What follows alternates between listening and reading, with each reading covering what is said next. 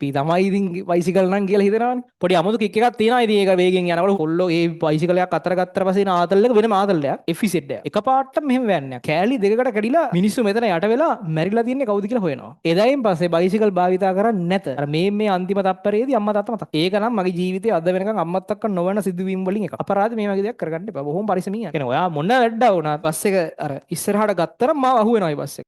Bike වල යනවනේ. දැන් මම ඒ ලෙවල් කරන්න කලින් ඒ ලෙවල් කරන කාලෙම වගේ මාත් ඔයාලා වගේම තමයි සාමාන්‍යයෙන් ගොඩක් කරලා කොල්ල ගන්නවා ලයිසන් එක. අරගෙන අපිට අර ඒ කාලේට හම්බෙන ආතල්ම දේ තමයි බයික් එකට යව වේගෙන් පදින එක. හරිද? පොඩ්ඩක් ඒක පොඩි අමුතු ගැම්මක් එනවනේ. බයික් එකක් හම්බෙලා ඒ බයික් එක මොකක් වුණත් පොඩි අමුතු කික් එකක් තියෙනවා. ඉතින් ඒක වේගෙන් යනකොට හුලම් පාර වේගෙන් වදිනවා. පොඩ්ඩක් එහෙම මෙහෙන් දානවා. පොඩි අමුතු ආතල්ලයක් තියෙනවා. ඒක මටත් ඒ විදිහම තිබුණා. මම ඒ ලෙවල් කරලා මාස 4ක් විතර පන්ති කරලා ඉන්ඩිවිජුවල් ක්ලාස් කරලා අමාරුවෙන් ගත්ත පරණ එෆිසෙට් එක. ඒ කාලේ තිබුණේ version 1 මත විදියට. හරිද? දැන් තියෙන version 4ද? 3ද මන්ද හරිද?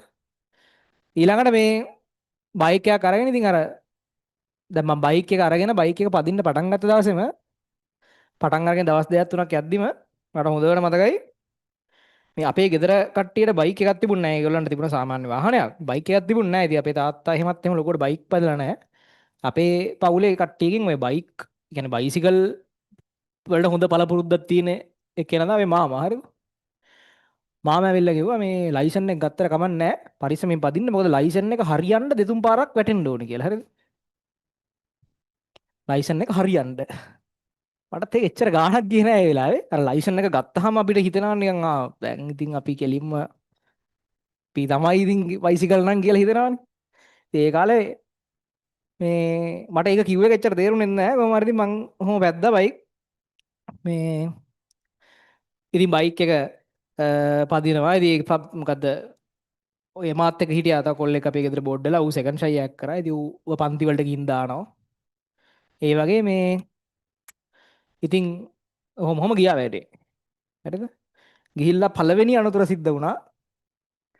අර කොච්චර වුණත් මට හිතෙනවා ඒ කියන්නේ ඇත්තටම අර ඒ කාලේ අපි හින ආතල් ඉදි පොඩ්ඩක් එහෙම මෙහෙම දානකොට අමුතු කික්කයක් එනවා. ඉතින් වාහන දෙයක් මැද්දෙන් දානවා.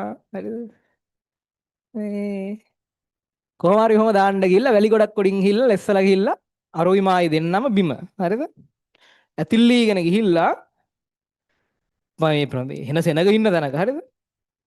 මේ ඇතිල්ලීගෙන ගිහිල්ලා මාව පාරේ අර ලිස්සලා යනවනේ වැටුනාම ලිස්සලා ගිහිල්ලා මේ ඒ වෙලාවේ අර බස් හෝල්ට් එකේ නවත්තලා තිබිච්ච ලංගම් බස් එකක් ඇතුළට ගියා රෝඩ් එක අස්සෙන්. ඇතුළට කියන්නේ රෝඩ් එක අස්සෙන් ඇතුළට ගියා. බැරි වෙලා හරිය බස් එක අර ඉස්සරහට ගත්තරම මාව අහුවෙනවා ඒ බස් එක. හරිද? එතකොට මේ දැන් ඒක උනාට පස්සේ ඉතින් ටිකක් බයයි. නමුත් අර හරියටම නැහැ. ඉතින් අර බයයි ටිකක්. ඊළඟට මේ ඒකත් හරි ආයෙත් ඉතින් ටික මාස දෙක තුනක් මේ මෙයා වෙලා තිබිලා මේ ඒක මම බයික් එකක් ගන්න කලින් උනේ. ඒක උනේ ඒ ලෙවල් කරන්න කලින්. හරිද? ඒක උනේ ඒ ලෙවල් ගන්න කලින්. මට දැන් මතක් උනේ. ඒ ලෙවල් ගන්න කලින් උනේ මේ ඒක මගේ බයික් එකේ නෙමෙයි උනේ. ඒක තමයි පළවෙනි අත්දැකීම. ඒකෙන් පස්සේ ඒ ලෙවල් අන්තිම මාස තුනේම මං මේ කකුල يعني ඇවිදින්න බැරුව හිටියා අන්තිම මාස දෙකක් විතර. මාස එකහමාරක් දෙකක් විතර. ඊට පස්සේ ඒක පළවෙනි අත්දැකීම. ඒ ලයිසන් ගත්ත ගමන් ලයිසන් ගත්තේ ඒ ලෙවල්ට යන එල් පර්මිට් එක තියෙන කාලේ තමයි උනේ. පිටිපස්සෙත් දෙකෙත් දාගෙන ගිහිල්ලා එහෙම දාගෙන යන්නත් බෑ මන් දන්නේ නේද. කොහොම හරි දෙවෙනි එක තමයි ආයි ජීවිතේට අමතක නොවන එක. හරිද? ඔය ඒක මම මේ කියන්න හේතුවක් ඇතුව. දැන් මෙහෙම වංගුවක් තියෙන තැනක මම මේ පන්ති කරන්න යන ගමන් හරිද? ඉන්ඩිවිජුවල් ක්ලාස් එක. බයික් එක මම මගේ පැත්තේ කිසිම වැරද්දක් නැහැ. මෙහෙම බයික් එකේ මෙහෙම අයිනෙන් යනකොට මේ පැත්ත පේන්නේ නැහැ. පල්ලෙහාට තියෙන පොඩි පාරක පොඩි වංගුවක්. හිමීර යනකොට අර පැත්තෙන් පේන්නේ නැහැ මේ වංගුවේ. හරිද? එකපාරටම මෙහෙම වෑන්නයක් ආවා. හරිද? වෑන්නයක් ආවා එකපාරටම. ඒක නම් මගේ ජීවිතේ අද වෙනකන් අම්මත් අක්ක නොවන සිදුවීම් වලින් එකක් ඈ. ඊට පස්සේ මොකක්ද කරන්නේ මොකක්වත් කරන්න බෑ. ඒ තියෙන ෂණික කාලය ඇතුළත එහෙම ප්‍රතික්‍රියා කාලයකුත් නැහැ මොකුත් නැහැ. ඔහොම ඇවිල්ලා හෙන වේගෙන් මේකත් ඇවිල්ලා තියෙන මාත් සාමාන්‍ය සැලකිතු වේගෙන් ගිහිල්ලා තියෙන්නේ. ඊට පස්සේ අදටත් මම දන්නේ නැහැ මොකක්ද උනේ කියලා.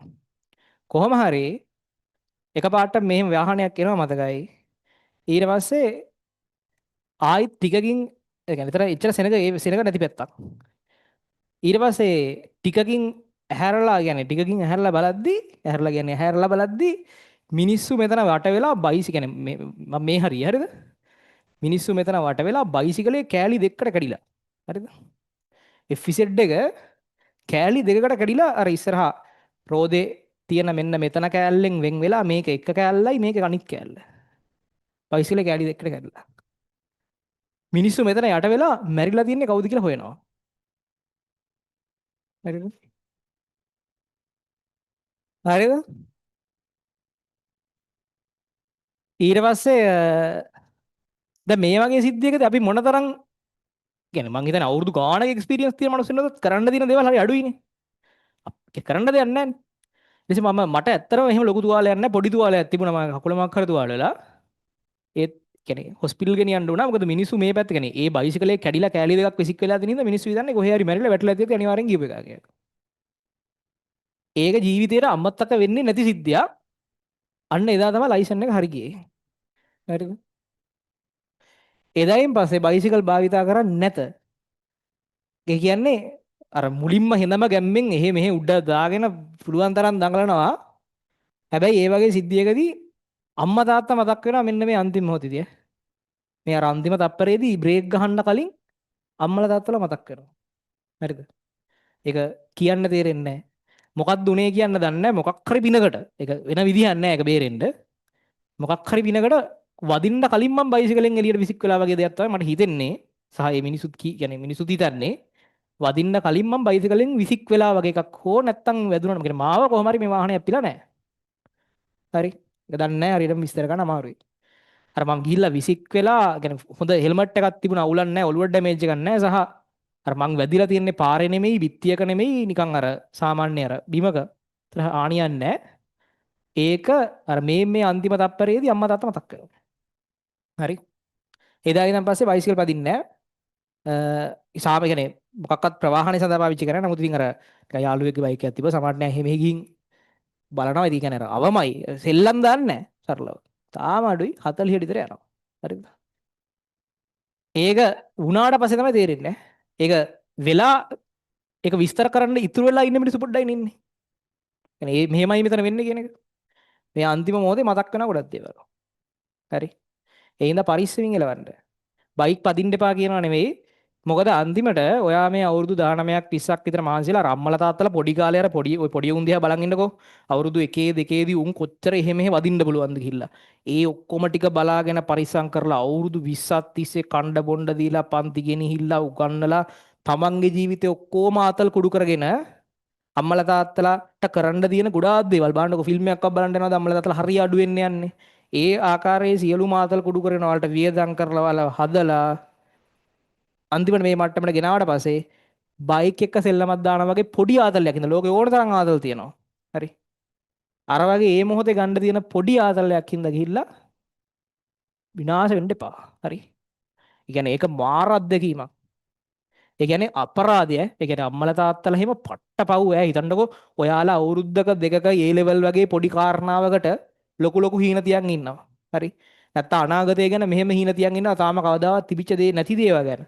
අම්මලා තාත්තලා ඔයාලා දිහා අවුරුදු 17ක් 18ක් 19ක් 20ක් බලන් ඉඳලා අන්තිමට මෙහෙම මේ ලක්ෂ කීපයක බයික් එකක් ගිහින් තව කොහේ හරි වැදිලා ඔයාගේ ජීවිතේ නැති වෙනකොත් වැඩක් නැහැ.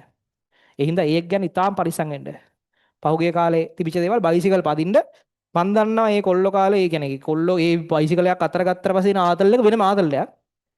ඒකට අර ඒක හින්දා ගිහින් අපරාධ මේ වගේ දෙයක් කරගන්න එපා. බොහොම පරිස්සමින් යන්න. මොකද බයිසිකලේ ඔයා මොන වැඩක් වුණත් සාමාන්‍ය නේ ඔයාලා ෆිසික්ස් ඉගෙන ගන්න ළමයි විදිහට මම කියන්නේ. දැන් ඔයා පැයට කිලෝමීටර් 70ක විතර වේගෙන් යනවා නම් නිකන් ඔයා ගාන හදලා බලන්න. ඔයා ඍජු පාරක පැයට කිලෝමීටර් 70ක වේගෙන් යනවා. 72යි කිව්වොත් තප්පරයට මීටර 20යි. තප්පරයට මීටර 20ක වේගෙන් යනවා. ඔයා හදිස්සියේ පාර ඉස්සරහා මොනම හරි ඔයා බ්‍රේක් ගහන්න ඕනේ සිද්ධියක් දැක්කා. මිනිස්සෙක් එක්ක පාරට පයින්න වාහනයක් දානවා වාහනයක් කරවනවා වාහනයක් බ්‍රේක් ගන්නවා මොකක් කර කියලා හිතන්නකෝ. ඔය කියන සිද්ධිය දැක්ක වෙලාවෙ ඉඳන් ඔයා බයිසිකලේ නවත්ත ගන්න අඩුම මීටර 40ක්වත් යනවා.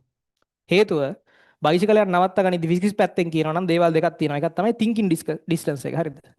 ඒ කියන්නේ මොනවා හරි සිදුවීමක් දැක්කට පස්සේ වාගේ මොලේට එක sannivedanaya වෙලා මොලේ විසින් මන් දැන් බ්‍රේක් ගහන්න ඕනේ කියලා බ්‍රේක් එක අල්ලන්න ගතවන කාලය. ඒකට යම් කාලයක් ගත වෙන එක මිනිස්සෙන් මිනිස්සට වෙනස්. අපි හිතමු දැන් තප්පරයක් විතර වෙන්නත් පුළුවන් ඒක. තප්පරයක් වුණොත් තප්පරයට මීටර 20කින් ඒ කියන්නේ පැයට කිලෝමීටර 72කින් යන බයික් එකක බ්‍රේක් එක අල්ලන්න ඕනේ කියලා හිතලා බ්‍රේක් එක අල්ලන්නම තප්පරයක් යනවා. ඒ තප්පරේදී මීටර 20ක් බයික් එක නිකන් ඉන්නේ නැහනේ. ඒ තප්පරේදී බයික් එක මීටර 20ක් යනවා. ඔයා ඒ සිද්ධිය sannivedana වෙලා බ්‍රේක් එක අල්ලන්න ඕනේ කියලා හිතනකම්. එතන ඉඳන් අපිට යනවා මොකද්ද දැන් මේක ඇවිල්ලා තප්පරයට මීටර 20ක වේගෙන් යන බයික් එකක්. මේක නවත්තන්න ඕනේ. හරිද? ඒතර නවත්තන්න නම් සාමාන්‍යයෙන් ওই බයික් එකක් ඔය يعني බයික් එකකින් බයික් එකට මන්දනේ වෙනස් වෙනවා. පාරේ විදිහට ටයර් වල විදිහට වෙනස් වෙනවා. සාමාන්‍ය ඇවරේජ් මම හිතන්නේ 7 ms රින දෙක වගේ මන්දනයක් තියෙන්නේ. ඒතර සාමාන්‍යයෙන් එතනින්නුත් තව තප්පර 3ක් විතර ඒ කියන්නේ සාමාන්‍ය ඔතනත් ගණනය කරාම මීටර 20ක් 26ක් විතර යනවා මම හිතන්නේ. නිකන් ඕන්නම් හදලා බලන්න අවසාන ප්‍රවේගයේ බිඳුවයි මන්දනේ 7යි විතර දාලා බලන්නකො. දාලා ගත්තාම මම හිතන්නේ මීටර 26ක් විතර යනවා ආසන්න. ඒත් සාමාන්‍යයෙන් ඔය සියලු දේ හොඳින් වුණත් මීටර 46ක් විතර යනවා. ඔයා මේ තියෙන thinking distance මේ තියෙන braking distance මීටර 46ක් විතර යනවා. ඔය සිද්ධිය දැක්කට පස්සේ බ්‍රේක් ගහ ගන්න. ඔයා මොන වැඩක් වුණා. බයිසිකලේ කොහොම වුණත් මොන වැඩක් වුණත් මීටර 46ක් විතර යනවා බ්‍රේක් එක. කියන්නේ මේ වෙලාවෙ ඉඳන් සම්පූර්ණ නිශ්චලතාවයට එන්න. ඉතින් මීටර 46ක් කියන්නේ කොච්චර ලොකු දුරක්ද? මීටර 100 කියන්නේ අර මීටර 100 දුවන තරඟකින් භාගයක් විතර මීටර 46ක් කියන්නේ. හට්ට ලොකු දුරන්නේ. ඒ ඔය දුර ඇතුලේදී ගිහිල්ලා බොහෝ විට බයික් එක වදින්න පුළුවන් මේ මොකක් හරි ඒ සිද්ධියදී බයික් එකක තියෙන දේ තමයි අනිත් වාහනයක් වැදුනා වගේ නෙමෙයි අනිත් වාහනය දුරත් වාහන වල ඩැමේජ් වෙලා නිකන් ඉදී බයික් එකේ වැදිච්ච ගමන් ඔයාව විසික් වෙනවා. ඔයාව තමයි එක්ක වදින්න නැත්නම් ඔයා විසික් වෙනවා. තමයි බයික් එකේ තියෙන ප්‍රශ්න. ඒ නිසා හරි පරිස්සමින් කටයුතු කරන්න ඕනේ මේකත් එක්ක. එන ඔයා මොන වැඩ වුණත් 60 කිලෝමීටර් 70කින් විතර 70කින් නෙමෙයි අර කඩාගෙන යද්දි යන්නේ. 70කින් යද්දි උනත් මීටර 40ක් 45ක් 46ක් ඒ වගේ ඉතින් මේ කන්ඩිෂන්ස් මත වෙනස් වෙන්න පුළුවන්. නමුත් සාමාන්‍යයෙන් ඔය ගානක් යනවා බයිසිකල් නවත්තන්න. ඔය අතරමැද තැනක මොකක් හරි බාධකයක වැදුනොත් එක්ක ඔයා වදිනවා බාධකේ නැත්තම් ඔයා විසික් වෙනවා. හරිද? නැත්තම් ඔයා විසික් වෙනවා. ඒ හින්දා ඊටාම ක්‍රිටිකල් ප්‍රශ්නයක් පරිස්සමින් එලවන්න බයික් ගන්න.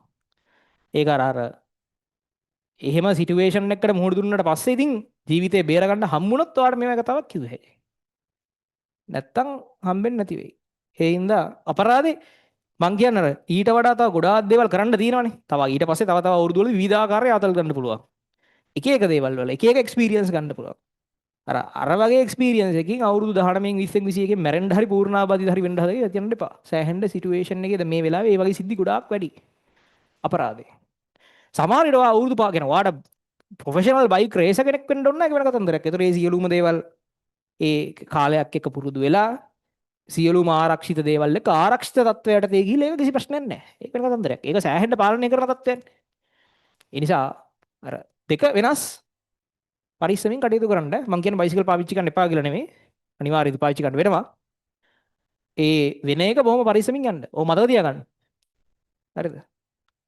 මතක තියාගන්න. පරිස්සමින් යන්න. ඒ හින්දා ඒක ෆිසික්ස් ඉගෙන ගන්න කෙනුත් ඔයාලට මේකෙනුත් තේරෙනවා. මතක තියාගන්න ඒක ගැන. හරි.